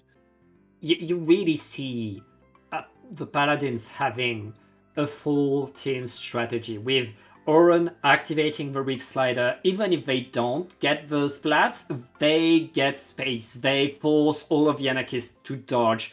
That allows J-Blast, aka Jess, to go in with the S-Blast and start getting splat after splat, thanks to that space that has been opened by the Reef Slider. And then you have the mini popping up the bubble, the pencil painting, and the ground gets all that space that was created by the Reef Slider and the blaster getting solidified by the Zimmy and the pencil. Really the team working together to make sure they can maintain their presence. And then, of course, the frontliners can jump back in thanks to both the pencil and the bubbler. They constantly can do that back and forth.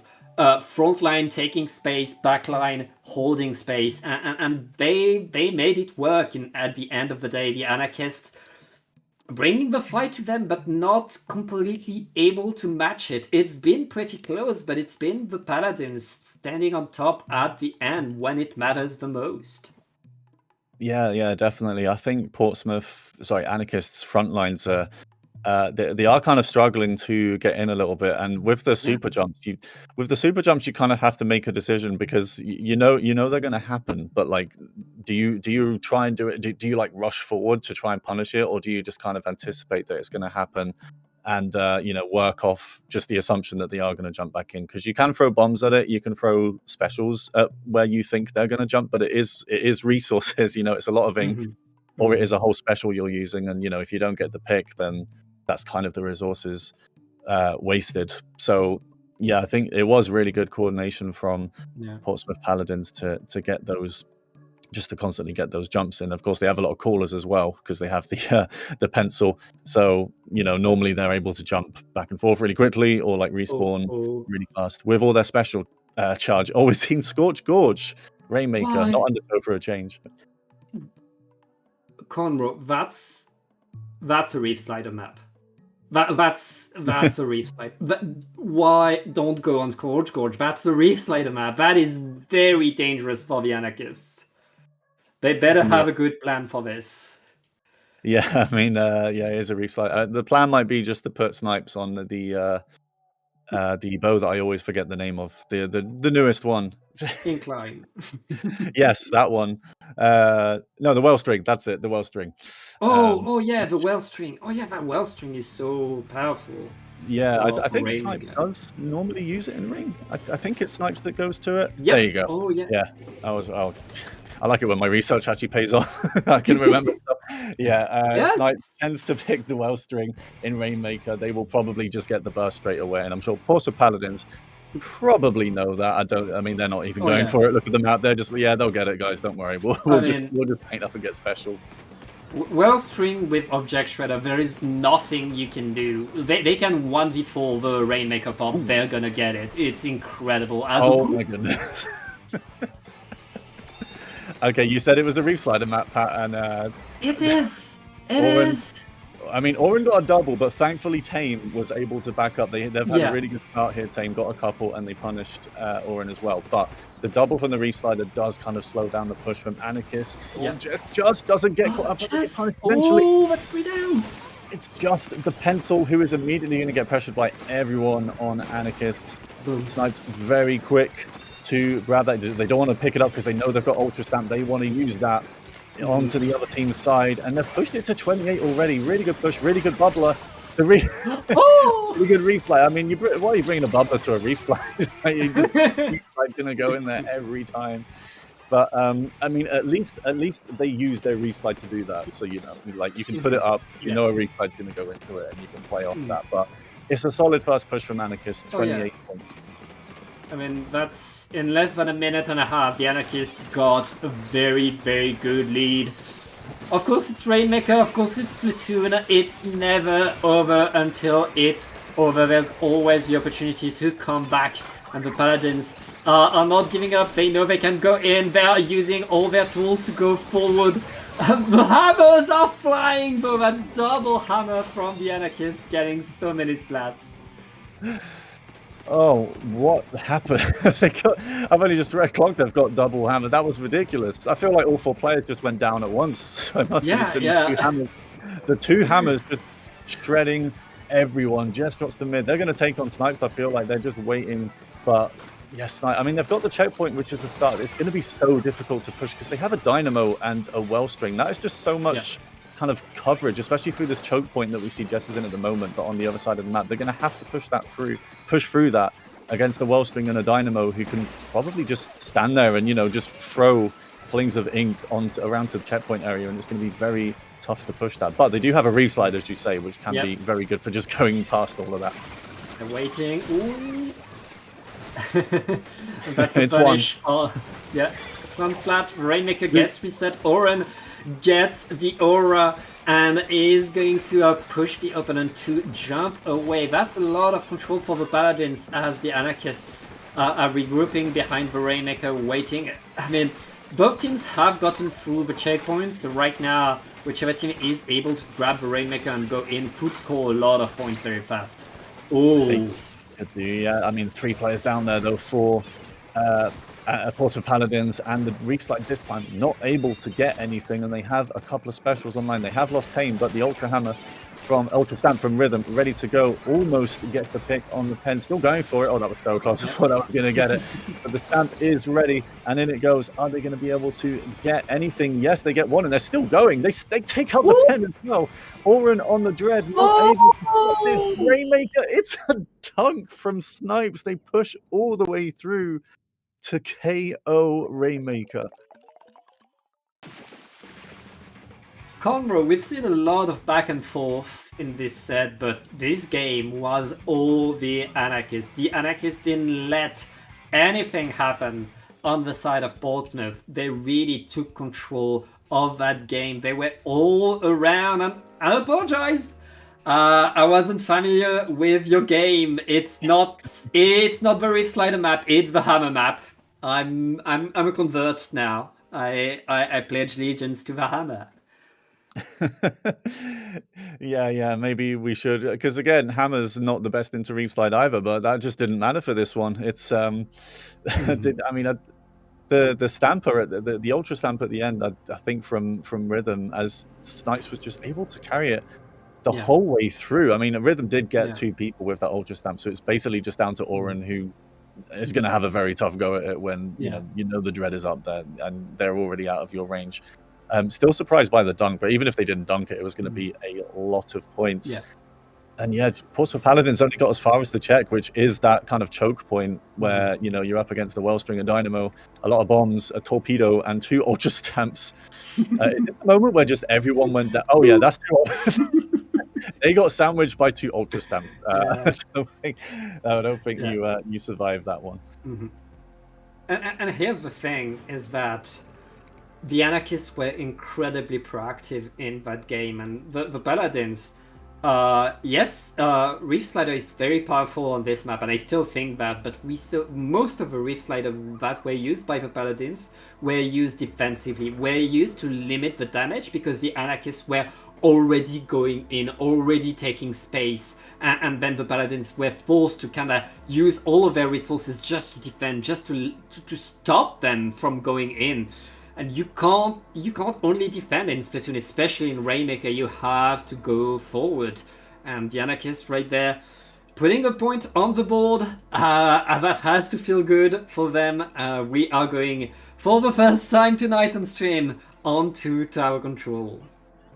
Oh yeah, finally a tower. I forgot this mode existed. We are going to see Tower Control today on Game 4 between Anarchists and Portsmouth Paladins. I feel like Anarchists may have actually reverse swept Portsmouth Paladins before. We've definitely seen at least one reverse sweep. We've seen a lot of Game 5s between these.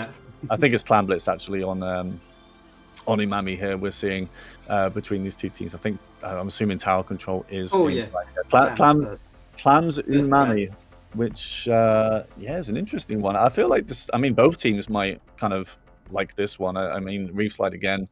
It's kind of good for cheese here. I mean, I've been cheesed on this map before with Reef Slide. They reef slid to where the basket is. Their 3 teammates had a power climb each, and we just lost because they all just jumped to the Reef Slider player. Rare, but it could happen. And of course, Tame on the decaf still. It's Bubbler, which is nice for Clam Blitz when the basket is open. It's nice and safe. You have time to throw the clams in. But Anarchists have got a point on the board, looking for more to keep in this set. Defending champions from last year against the runners-up in the final game of the night. And Portsmouth Paladins are the first to make a power clam, but it's very quickly followed by Anarchist, and Tame gets a nice pick. Are they going to follow up now? Oren has managed to get behind and does get a pick, and another one coming out as well. Tame's bubble, though. So many picks coming out. Are we going to see a score? Both teams fighting so hard. Drone able to calm down the game thanks to the crab tank, and it's a wipe out. The Paladins saving themselves, and now the Paladins are going in. They have the clams, they have the space. This is going even faster than the previous games, Conroe. It is. They really want to win this, of course they do, and it's such an aggressive game from both teams. Love to see it. The edit coming out as well from local rap for Portsmouth Paladins. They've been on the pencil so far, but that is a more aggressive pick as well. A lot of damage coming out. It's a little bit faster. It can maneuver a little bit better. But no scores coming out. Portsmouth Paladins had a lot of power clams, but they didn't have enough time, I don't think, to really get a push going and open the basket. It is a very kind of choke-heavy map again. It's very difficult to set up around the basket. The crab tank coming out. Tame trying to put a stop to it. The reef slide. Tame is just going to ignore that. They've lost 2 players to that, though, so Tame is going to have a lot of work to do. And they've set up the bubbler a little. I mean, they could probably just ignore Tame and go for the basket at this point. But they're not. Tame is able to grab the attention, and that's allowing the rest of Anarchist to respawn and get back in the fight. Conroe, so much has happened, but still not a single clam has been scored yet, and the Paladins are winning the next fight, which means we're going to see them coming back into it. I say that, but the Anarchists take more splats and are pushing the Paladins back in their spawn. Now the Anarchists need to make a super clam if they want to go in. They do. I think All Clone is sitting on 7. They are going to have a power clam shortly with that Dynamo. Almost gets flanked, but instead that splash goes down and this real cut. Never mind. They just got reef slid, and Tame has set up a bubble. Do they have? I mean, they don't have a power clam. There's a lot of clams there, though. Yes. Oh, Jess, I thought was going to get something, but the stamp comes out instead from Riven. Is that the way opened up the Anarchists to get something on the board? Snipes, are they going to get it in? There's so much hip damage coming out. They're just not going to let it happen. They were under the basket, but they didn't have the clams. The second they make the clam, they're no longer on the basket, and we're still 0-0 with 2 minutes left in the game. This is Team Deathmatch, but right now the Team Deathmatch is won by Anarchist. Oh, never mind, the basket is open.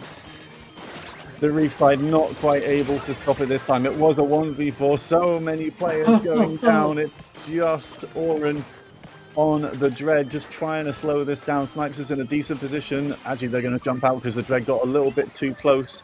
Rhythm, I think, is jumping back to spawn to hold on to that power clam. That is a very good score. Oh, okay. Well, the basket went back up. I'm not sure if that was going to work for them. No, you didn't do that. I mean, that could be costly here. That could be costly. Yeah. Paladins are quickly. Never mind. Tame gets a pick before Owen can get anything with the reef slide, but they're still going to push forward, and they're still getting the picks back. There are so many trades happening right there, Conroe. It's so hard to follow who's winning and losing, because every single time one player is falling down, someone on the other team is getting splatted as well. 1 minute left for the Paladins to break the dam and get their points under on the ball right now. Oren going in is going to open up the field for the Paladins. 2 down, 3 downs on Anarchist. The Paladins are there. They need to keep that basket open. Jess has the clams right there, is going to put them in. The rest of the team is coming back. Anarchist retaking control, painting so much. One clam is on the lead. Jess is there. Oren going in. They take the lead. What is this game? Paladins on top. Paladins able to do it. Oren coming in with a couple. Jess just holding the space for long enough for Oren to do that. Not long left. There isn't much of a penalty score for Anarchist if they're able to open this basket again, but it took them over 3 minutes earlier in the game to do that. And they're not going to have long as overtime starts. The shield is up from Tame. They have to mine that reef slider. Oren doesn't have it at the moment. Jess goes in a little bit too soon and gets taken out. The reef slider is ready. But the splash is mid, but they're jumping in. The reef slide comes out as well. The basket is open. Do they have enough clams? A few clams on top of the snipe, but they're not able to put them in. The Dynamo trying to cut the distance, but is going to be stopped. Portsmouth Paladins hold the line and get the victory. Oh, wow. That's wow. I think that's one of the most exciting games of clams I've ever seen on Umami, especially. Wow. Clams always delivers, and these two teams always give us incredible games. What a way to start this season, spring 26 of NSE. Paladins get the victory 3-1, but I mean, Conroe, this is only the start of the season. We're going to see more of these two teams, and they're going to review this, they're going to learn, they're both going to come stronger and ready to fight some more. Yeah, definitely. With the format that this tournament uses, it is possible for two teams to fight each other again in the Yeah. Swiss bracket, which I do think they fought each other like four times last season, twice in Swiss and twice in the bracket. Yeah. And if you count the reset, it might have been 5 times even. But yeah, I mean, what a end to the set and an end to the night that is. I saw it was quite hard to see with the point of view. I saw so many clams around the basket once it had been opened for Anarchist. I think it was Yeah. Snipes, but yeah, they lost to. It was just Jess though So on the other close. team. That was Yeah. such a clutch pick there from Yeah. J Blast, on Snipes, and by then it was a Dynamo who couldn't Mhm. really do a lot. I think I think Jess might have saved the day there. I'm not quite sure, but Oh yeah. just, I mean, blocking that choke point, yeah. a few drops of ink, one extra clam on someone could have changed everything for both of these final pushes. I mean, we saw the Portsmouth Paladins get the lead back by a hair. The basket was about to close, and they had no clams, but Jess was able to hold the line, stay next to the basket, and allow the rest of the team to come back with a few more clams to get the lead. Anarchist not able to do just that. That's going to be it for today. Paladins get the victory today, but yeah, that's only the start of this season of NSE, and I guess we'll see more next week. Yeah, yeah, we will for sure. And I think well, you'll probably see me and Pat quite a lot for this season again. Yes, I think I'm not here next week, but are you here next week, Pat? I hope so. I Not sure yet. if I can, I will. Yeah, yeah, there you go. Well, you booked him with Pat Hat. Sorry, your Pat and Hat. It might be maybe Pat and Hat next week. Or we're not Yes, sure yet, but you'll definitely see us both again at some point this season. It's been a very fun first day of yeah, NSE. Congrats to Portsmouth Paladins going into week 2 with a 100% win record. Will they manage to keep it up? They were the winners of Swiss, of course, last season. They did go undefeated in Swiss then as well, yeah. despite not winning the whole thing. They're going to go for the whole thing this time, I'm sure. But yeah, that Awesome. is it for us from Dapple Productions for day 1. We'll be back same time next Monday for week 2, which is, if you're in the UK, that's 7 p.m. So yeah, Pat, let everyone know where everyone can find you on the socials. Well, my socials written right Oh here, yeah, right there you now. go. Yeah. Same for Conroe, and I'd like to give a special shout out to our awesome observer, Jorian, and of course to Sport for organizing all of this. Thank you so much to NSE and Dapple for having us, and we'll see you in the next one. Bye bye. Bye everyone.